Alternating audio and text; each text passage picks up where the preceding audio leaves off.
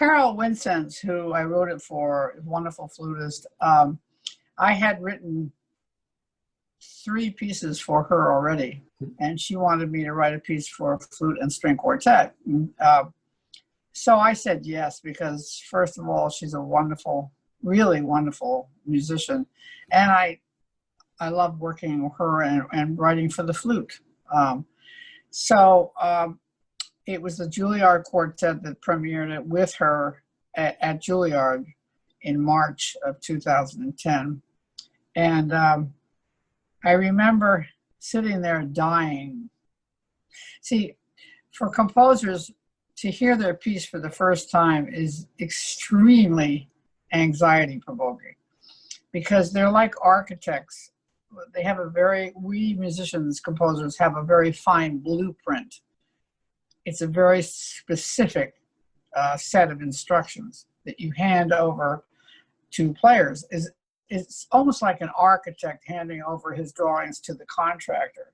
The reality of it is very challenging.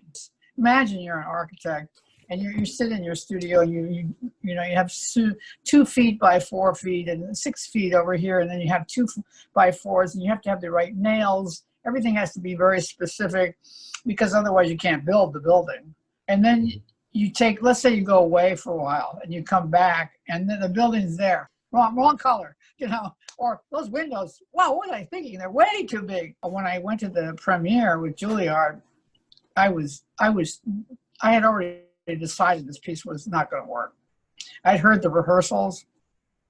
I had already decided it was just not working. And so I sat there, like 500 people were there. The place was packed. Carol's a very well-known player, and she knows how to really get a big audience, And it was filled with all these, musicians, high-level musicians. And I was like I was dying the whole time.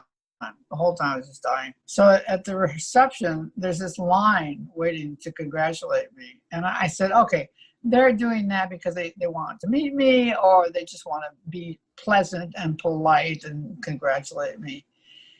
But the way they were telling me how much they liked this piece was, I've been around 60 years with this kind of thing, It was very genuine. They were genuinely excited about this piece. And I was like, how could you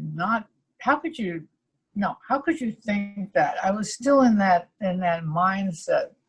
It took 3 more performances of that piece to convince me that I did okay. 3 more performances. When I wrote this piece, I was really like, it was the first piece that my friends got. I worked for an organization that they were able to pool funds to commission me for the first time. They asked me to write this piece because they were going to be performing the Schubert cello quintet. And actually, Strum was originally written for 2 cellos. Like the Schubert cello quintet, so that they could play it with all the players on the same concert. And so really, this piece sort of emerged really kind of naturally. I didn't really have a purpose in mind with it, but I started out with that pizzicato riff that goes all the way through. I simply came up with that during a quartet rehearsal. When you're in rehearsal, you're not supposed to be fiddling around with your instrument, but I happened to be fiddling around with my instrument, and I thought, that's kind of cool. And luckily I remembered it, and I went home after rehearsal and I wrote it down, and I decided that I was gonna use that as the motif, for the piece. And then from there, I just, then I started to sort of elaborate on harmonically and texturally and everything around that.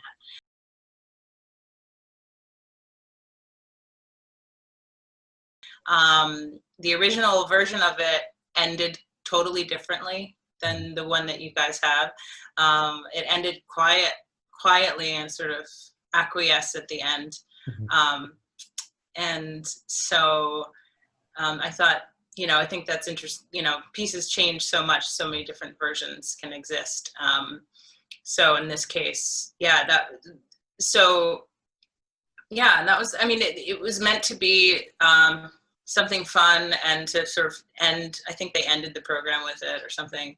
And yeah, so it was really just like when you're first starting out with writing, I think, or actually at any point, I think it's important to approach it from a place of just whimsy and not really knowing what's gonna come, and doing it like to find an expression of like release or an expression of just do whatever you want.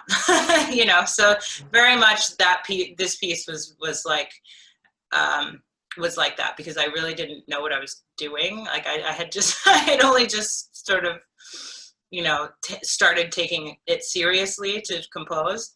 So I just was really kind of having fun with it. As a composer, I've developed my own voice over a long period of time. And one thing I've noticed is that I'm very interested in the action of a line. Yeah. Is it going up? Is it staying the same? Or is it going down? Basically, those are the actions of music. That's all you have. And the idea of going up is challenged me for a long time. And there's so many ways to go up. You can go up slowly and heavily. You can go up fast. You can go up softly. You can fade up. You can crescendo up. You can get louder as you get up. I mean, there's just a million ways to go up.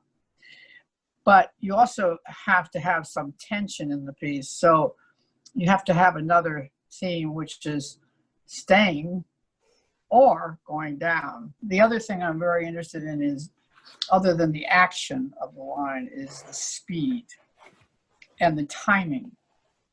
Is it going slowly, or is it going fast within slow, or is it going slow within fast? So you get those kinds of tension lines. So tempo to me is very important. What tempo are you at? And how do you telescope the tempo inside of that? And then, of course, the texture. Are you in a big register? Are you in a small register up here? Or are you down here? So the weight of that time is being enhanced by the texture and location